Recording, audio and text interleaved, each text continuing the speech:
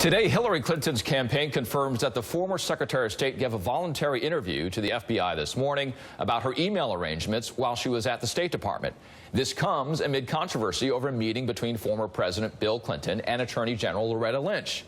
The big deal: Lynch heads the department that will decide if Secretary Hillary Clinton or her staff broke the law by setting up a personal email server. Many Republicans now believe that 30-minute meeting between Mr. Clinton and Ms. Lynch could influence the investigation. Lynch says the 30-minute meeting was a social chat and the two did not discuss the email investigation. On Friday, she said she will let career prosecutors and the FBI director decide that case in the end.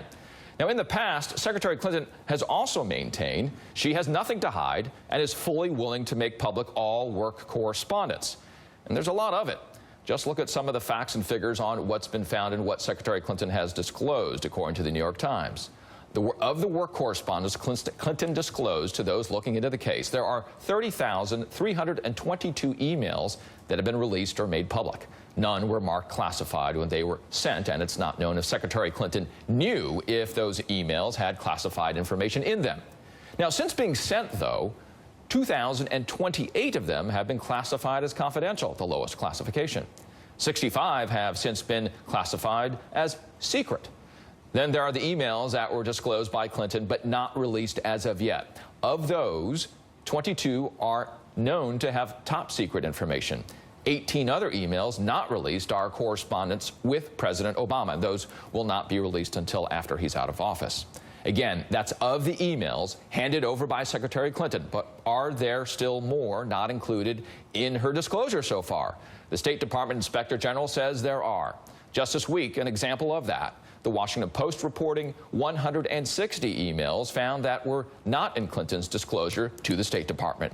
So as slow-moving stories go, based on potential future email disclosures and findings, this story could go on for months. Joining me now is MSNBC's Joy Reid, host of AM Joy, and Jason Johnson, Sirius XM radio host and politics editor at TheRoot.com. Joy, this is something that you have really dug into here, and the focus has been on the emails as well as just the email server itself. And we're just laying out some of the details behind it because we've been talking about it for so long. Folks may have forgotten what we're talking about. Yeah, and I think people also forget that where this started was in the Benghazi Select Committee, that the Benghazi investigations, 8 of them so far, one of the things that we did discover through that Benghazi process was this private server that the Secretary of State had. Now, I think it's great that you laid out those numbers about the volume of emails we're talking about and the ones that were undisclosed. What people have to also remember is that many of the people who were receiving the emails, the recipients, were using government email. That's how they're able to discover them, because there are 2 sides of that email chain. So she was emailing both personal emails. We've seen some of her sort of, emailing recipes and things, but also emailing to work. And so the recipients would have had their email easily discoverable because they were governmental. So I think it's just a process of picking apart. I mean, think about it. If your Gmail became discoverable and you had to then find every single Gmail that you'd sent for the last several years, it would take some time. I'm going to get back to the emails in just a second with Jason, but Joy, I also want to talk about the development of the FBI meeting that we were talking about at the top of the hour. Not planned. Our reporters on the ground only get a heads up when something like this might be happening. They didn't.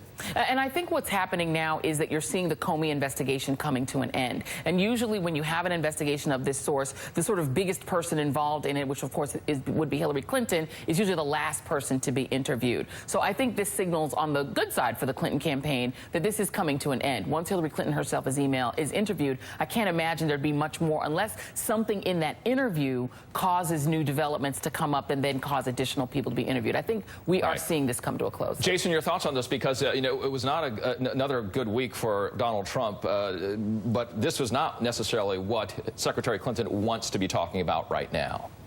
This is an amazing race to the bottom. Every single time we think Hillary Clinton's going to do something to offend the public and remind people why they don't trust her, Donald Trump does something even more offensive and terrible. And so I think from a pure campaign standpoint, I've never thought that the email scandal was really much of a scandal. All it does is play upon beliefs that you already have about Hillary Clinton. If you don't think she's trustworthy, and most polls show that Americans don't think she's trustworthy, it reinforces that. If you don't think that she's someone who's reliable, it reinforces that. But at its core, $7 million, millions of dollars have been spent to basically prove nothing, either both in Benghazi or with her emails. It's not clear that she did anything that actually endangered America, and that's the only value to this whole investigation. And when we did know about that meeting, I misspoke there. We did have a heads up that they were going to meet today. But on the emails that are here, Jason, themselves, is it the email server that we should be focused on, and that's the topic, or is it the emails that we spent some time describing here? Well, I think it's a mixture of both. If there was definitive proof that, for example, her email servers got hacked in some way that government servers don't get hacked in general, because we have all sorts of cyber warfare going on with America's enemies. If that was demonstratable, if they could say, look, this was irresponsible because she was hacked several times, then I think that would be a relevant issue. If she released information that endangered our soldiers, endangered national security, then that would be an issue. But so far, there hasn't been much revealed that shows Secretary Clinton actively engaged and knowingly engaged in behavior that endangered the country. And unless that's the case, it's never really been able to. The Republicans have had this smoking gun, but they have not been able to hit a target. Joey, really quickly to hear on this, do they want this to be done before the convention? Yeah, of course. I think the Clinton team does. But I want to just expand on one of the things that Jason said that I think is really important for people to remember. What Republicans were actually looking for when they had this aha moment of discovering Hillary Clinton had an email server was proof of a conspiracy they had. That the Secretary of State at the time of the Benghazi attacks had real-time information that she hid, that she lied definitively and conspired to lie about the cause of the attacks, or that there was some sort of stand-down order, quote-unquote, wherein the Obama administration ordered the military not to rescue our people in Libya. So that is what they were looking for. I think part of what you're seeing here is a classic Clinton scandal in the sense that it's Republicans with a conspiracy theory. They try to prove it. They discover she's got this private email server. They go on a fishing expedition looking for that, proof that she did something wrong specifically related to Benghazi. They don't find that. But then Ken Starr-like, it sort of expands to, well, what else was in these emails? Is there some smoking gun that proves that she is the criminal that we believe that she is? Somewhere in these emails that must be there. But now what winds up happening, as what happened with her husband, ironically enough, with Bill Clinton, when you get an interview with the FBI, that's always a position of jeopardy, because anything you say to the FBI then can become the fruits of its own investigation. So I think there's always peril here for the Clintons because it's a classic Clinton scandal, but there's been nothing so far that proves she did anything wrong. Joy Reid, host of AM Joy every Saturday and Sunday. Of course, you can catch her. It's always great TV. I watch it every morning. Please do that as well. Jason Johnson, we'll be talking to you again in just a little bit. Thank you both. Thank you.